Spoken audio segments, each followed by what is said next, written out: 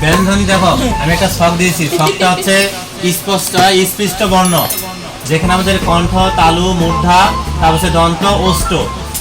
এই কণ্ঠের মধ্যে 5টি বর্ণ আছে, ক, খ, গ, ঘ, উম। আর হচ্ছে তালুর মধ্যে 5টি বর্ণ রয়েছে, চ, ছ, বর্গীয় জ, ঝ, ঞ। আর মূর্ধার মধ্যে রয়েছে ট, ঠ, ড, ঢ, মূর্ধন্য ন। আর দন্তের মধ্যে ত, থ, দ, ধ, দন্ত ন। আর ওষ্ঠের মধ্যে আছে প, ফ, ব, ভ, ম।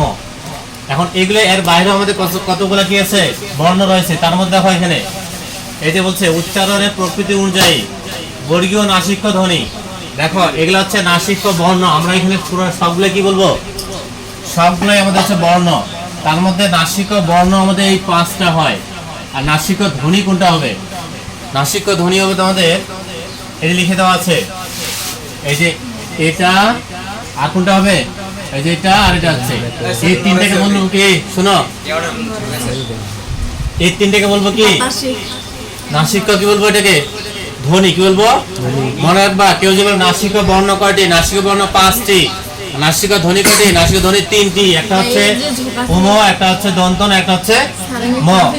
এখানে দেখো তাহলে বর্গীয় নাসিকা, বর্গীয় বলতে কি বোঝায়, এটা পুরোটা হচ্ছে বর্গ বলা হয়, এটাকে পুরোটাকে বর্গ বলা হয়। স্পষ্ট বর্গ মধ্যে 25টি আছে, ক থেকে ম অবধি 25টি বর্ণ রয়েছে আমাদের এখানে। তাদের মধ্যে বর্ণ দেখাচ্ছে এই যে এটা 1 নাম্বার, 2 নাম্বার, 3 নাম্বার, 4 নাম্বার, 5। মানুষ বলে যে 1, 2 অঘোষ, আর কত 3, 4, 5 হচ্ছে আমাদের ঘোষ। এখানে হচ্ছে অঘোষে বলে ভয়েসলেস, আর ঘোষটা কি ভয়েস। আর এখানে আবার এখানে দুটি ভাগ করা হয়েছে, কি কি ভাগ করা হয়েছে এখানে। এখানে হচ্ছে একটা হচ্ছে অল্প প্রাণ, একটা হচ্ছে মহাপ্রাণ। এটা হচ্ছে অল্প প্রাণ মহা, তারপরে অল্প, তারপরে মহা। তাহলে এখানে দেখা যাচ্ছে আমাদের মনে রাখার জন্য কি করব, যে অল্প প্রাণ শরীরে মনে রাখবো। কি আবার ভুল করে যে অঘোষ না ঘোষ হবে, প্রথমে শরীরে শুরু হবে আমাদের। তো অল্প প্রাণ হচ্ছে কি অ্যাসপিরিয়েট, এটা অ্যাসপিরিয়েট, যার বাংলা হচ্ছে কি অল্প প্রাণ, আর অ্যাসপিরিয়েটের বাংলা কি মহাপ্রাণ। তাহলে মহাপ্রাণ, অল্প প্রাণ, মহাপ্রাণ, এটা কি আমাদের নাসিক্য। কিন্তু এটা পুরাটা রুম আছে, কিন্তু তার মানে পুরাটাই আমাদের কি ঘোষের মধ্যে পড়ে। তোমাদের আসবে যে নিচের কোনটি ঘোষ বর্ণ, ঘোষ যদি বলা হয় এইখান থেকে তোমাদের 3টা অপশন নেবে, আর এইটার মধ্যে তোমরা একটা অপশন নেবে। তোমাদের এইখানে যেটা মনোযোগ থাকে তাহলে ওইখানে সঠিক অ্যান্সার দিতে হবে, ঠিক আছে। তারপরে এখানে তাহলে 1 নম্বরে বুঝলাম আমরা যে বর্গীয় নাসিক্য ধ্বনি আমাদের 3টি, এই যে 3টি দেওয়া আছে, একটা উম, একটা দন্তন, একটা ম। আর যদি বলা হয় বর্গীয় নাসিক্য, এই যে লেখা আছে, এই দিক মনে হয় নাসিক্য বর্ণ। 10 নম্বরে দেখো নাসিক্য বর্ণ আমাদের কটা আছে, টোটালি 5টা। এই যে উম, তারপরে ইয়, দন্তন্য, ম। তারপরে এখানে আর এখানে আছে দেখ কি দেওয়া আছে এখানে 59 চন্দ্রবিন্দু। এগুলো নাসিক্য বর্ণ হয়, এগুলো হচ্ছে বর্গের বাইরে। এই দুটোকে আমাদের এখানে আছে, দেখো তো এখানে নাই, কিন্তু এই জন্য লিখছি অবর্গীয়, মানে বর্গের বাইরে। এই দুটো আমাদের নাসিক্য। তাহলে নাসিক্য বর্ণ টোটাল কটা বলতে পারবো, মোট 60টা। 1, 2, 3, 4, 5, 6, 7টা, টোটাল 7টা আমাদের নাসিক্য বর্ণ। নাসিক্য বর্ণের মধ্যে এই 5টা হচ্ছে আমাদের কিসের মধ্যে আছে, এই বর্গের মধ্যে 5টা আছে। দেখো তো প্রমাণ, দেখো এই যে 1টা, 2টা, 3টা, 4টা, 5টা, আর বাকি 2টা বাহিরে, বর্গের বাহিরে আছে। এটা এই দুটা হচ্ছে টোটাল 7টা আছে নাসিক্য বর্ণ। আর নাসিক্য ধ্বনি আমাদের 3টা, ঠিক আছে। এটা গেল ধ্বনি আর বর্ণের মধ্যে পার্থক্য বুঝলাম। এরপর হচ্ছে আমাদের উষ্ম বর্ণ। উষ্মকে আবার শীষ বলা হয়। তোমাদের বই উষ্ম লেখা আছে, শীষ লেখা আছে। কেউ বলে উষ্ম পড়ে গেছে 3টি, কিন্তু শীষ জানে না শীষ বর্ণ নিচের কোনটি, বা উষ্ম বর্ণ নিচের কোনটি। উষ্ম বর্ণ 3টি, একটা তালবস্য, একটা দন্তস্য, একটা হ।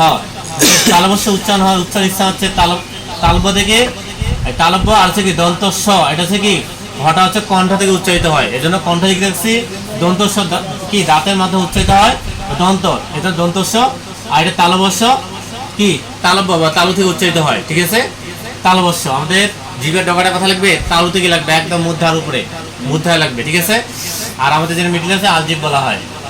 পার্শ্বিক বর্ণ কি, পার্শ্বিক শুধু কি শুধুমাত্র ল, এগুলো মনে রাখবা, নবীর থেকে আসে। কিন্তু পার্শ্বিক শুধু পার্শ্বিক ধ্বনি, এগুলো সব ধ্বনি, কিন্তু বর্ণ বলা যাবে না। কিন্তু ধ্বনি মানে কি উচ্চারণ, ধ্বনি বলতে উচ্চারণ বোঝায়।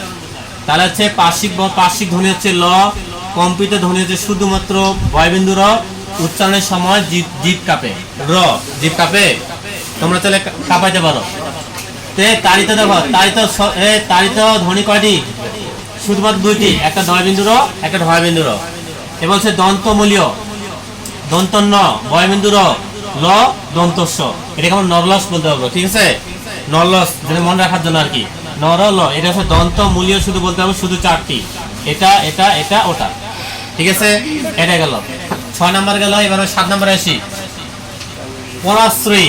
এরা কি পরাশ্রয়ী মানে কি? এরা নিজে নিজে উচ্চারিত হয় না। যেমন আমরা একটা বাংলা লিখছি যে কাপে, পরের পর কি চন্দ্রমন্ত্রী দিচ্ছি কিনা, এটা পরের পর, এগুলো হচ্ছে যে এগুলো পরের পর নির্ভরশীল করে, এগুলা উচ্চারণ পরের পর নির্ভরশীল করে। যেমন আমাদের খোঁজা বানানটাতে আছে, কাপে বানানটা আছে, অনেক বানানে আমাদের চন্দ্রবিন্দু অনুষ্ঠ এগুলো আছে। কিন্তু অনুনাসিক, এই তিনটাকে বলবো পরাশ্রয়ী। তার মধ্যে সে চন্দ্রবিন্দুকে আবার বলা যায় কি অনুনাসিক, অনুনাসিক ধ্বনি বলা হয়। আর তাদের অন্তস্থ ধ্বনি, দেখো এখানে ল লিখছে, কিন্তু এই লটা কিন্তু আমাদের কি হয়, এই লটা আমাদের কি হয়, পার্শ্বিক বর্ণ হয় ল। তাহলে কি এই অন্তস্থ ধ্বনির জ র ল ব, নাসিক এটা তো বুঝাইছি। অন্তস্থ ধ্বনি কি জ র ল ব, এটা হচ্ছে অন্তস্থ ধ্বনি বলা হবে। এর মধ্যে দেখো এখানে আমাদের বর্ণের মধ্যে, যে এইটার মধ্যে আমি কি লিখছি এখানে, বর্গীয় নাসিকা বর্গ মোট 5টি। এই যে এখানে নাসিকা বর্ণ দেখো, উম ইয় দন্তন্য ন ম। এর মধ্যে বাইরে কি লিখছি, 59 চন্দ্রবিন্দু, বর্গীয় বাইরের বর্গ, এটা হচ্ছে বাইরের বর্গ, মানে বর্গের বাইরে, এই যে লিখছি এখানে বর্গের বাইরের বর্গ। তাহলে এখানে আমাদের আজকে আমরা কি করলাম, এসএসসি বাংলা দ্বিতীয় পরিচ্ছেদ 7 আজকে শেষ করলাম।